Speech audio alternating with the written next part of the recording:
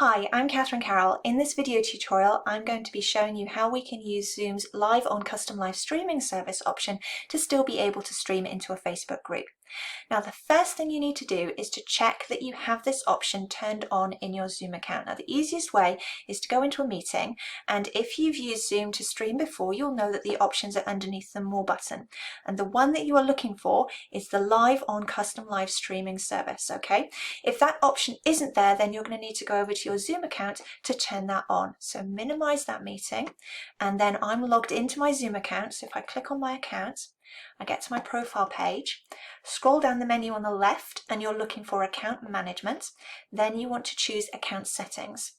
Now, there are lots of options on this page, so use this tab here in Meeting Advanced to skip to the right section.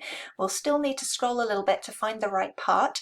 If you have used it for streaming before, you've already turned at least some of these options on. But the one we are looking for is Custom Live Streaming Service. Now, if you do make changes, you will then see a Save button that you have to click, and you may find that you have to then exit the Zoom meeting and start a new one in order to see that change take effect, okay? So once we know that that is turned on, we can just go back to our Zoom meeting, okay? You want to have everything now ready to go in your Zoom meeting, so all of your participants and everything ready to go for your live stream, okay? So what we're then going to do is we can hop over to Facebook to get the page up ready that we need to use for our live streaming, okay? So minimize that meeting again. Remember, that's everything is ready to go in Zoom for you to start your stream.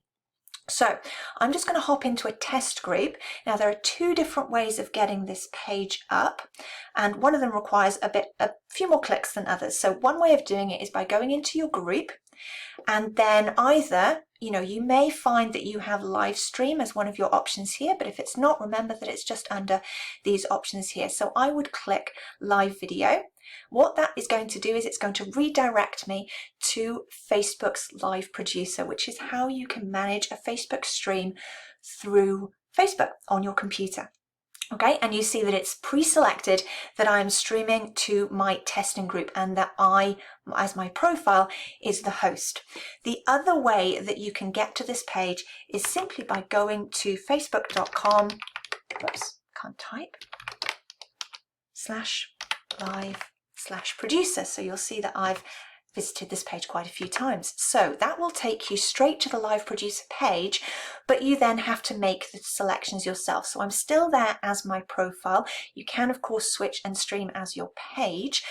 So then what I would do is I would choose to go to a group, and then what it does is it allows you to search for your group. Okay, so I'm just then going to search testing, and then that's going to get me the same option as I had in that previous tab. Okay, so I want to go live now, so that's the option that I'm going to choose. And then this gives me the dashboard that allows me to set up my event. Now, it may default to the webcam, but because we want to stream through Zoom, then Zoom is acting as streaming software. So that's the option that we want to click, okay? Now, you will need a few different things here, and you will need to toggle open the advanced settings, okay?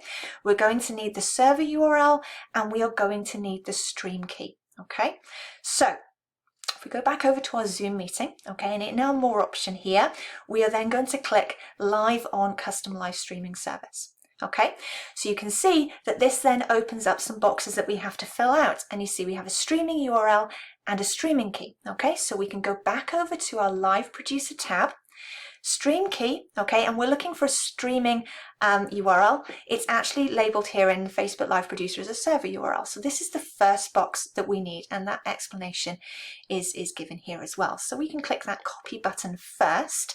That's all we need for the advanced settings, so we can get that out of the way, because then that means our preview is more easily available. So we then go back over to our broadcast meeting tab that Zoom opened for us, and then we paste in our streaming URL. Now we need the stream key, which, as you'll remember, is the other box that was here. So we'll copy that one and take that back over and paste that into the box. And then the final box we need to fill out is the live streaming page URL. And as it describes, that's where the live stream will show. So because we're in a group, we can grab our group URL. Okay, and we can paste that into the box. Okay, so that's all ready to go, and we are going to click to go live. Now, you don't have to worry, this is just preparing the live stream. It is not actually starting the live stream yet. Okay, this is connecting Zoom to Live Producer. Now, it is going to redirect to the live stream page, but if you scroll, you'll see that there isn't a live stream started.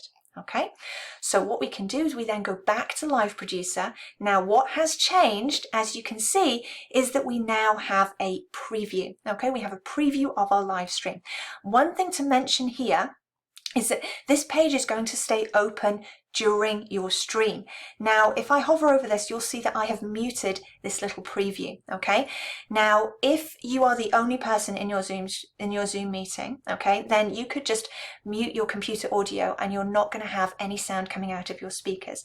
However, if you have people in your meeting, then you may need to have your speakers going, in which case you'll need to have this stream muted, otherwise you're going to end up with an echo as the replay is slightly behind the meeting. Okay. The other way of dealing with the sound is when you're in a Zoom meeting with multiple people would be to use headphones in order to listen to the other people who are chatting to you in that meeting. Okay, right.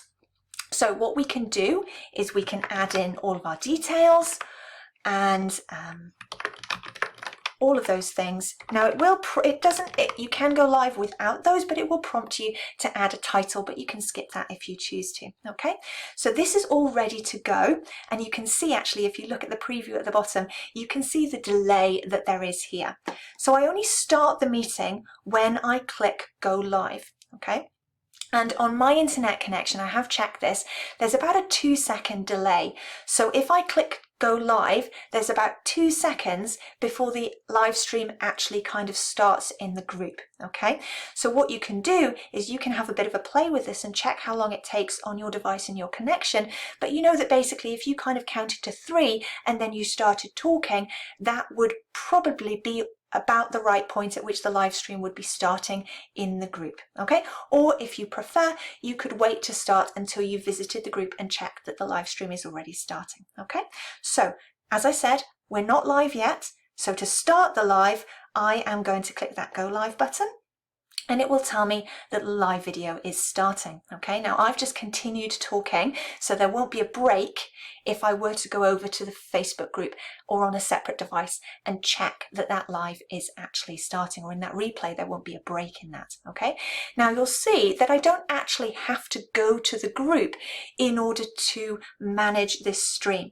I have a comment feed over on this right hand panel, okay, and as people comment on your live in the group, the comments pop up here. Okay, so that can make managing your live stream easier. Okay, obviously if this is a Zoom meeting, if I now need to swap between different participants, I'm going to have to go to my Zoom meeting and then manage that within that Zoom meeting. Okay, so then when it comes to ending the live stream, then it's simply a case of over on this left hand corner, I would just click that end option there, and then that would disconnect my Zoom meeting from my Facebook group. Okay, now if I just go back to my Facebook group and if I click to refresh that,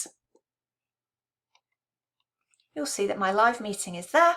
Okay, and it is just catching up because I've only just finished that. Okay, so that live video will then be available in that group soon. If I go back to that live tab, okay, what you will see is that these are the options that you get at the end of your live video.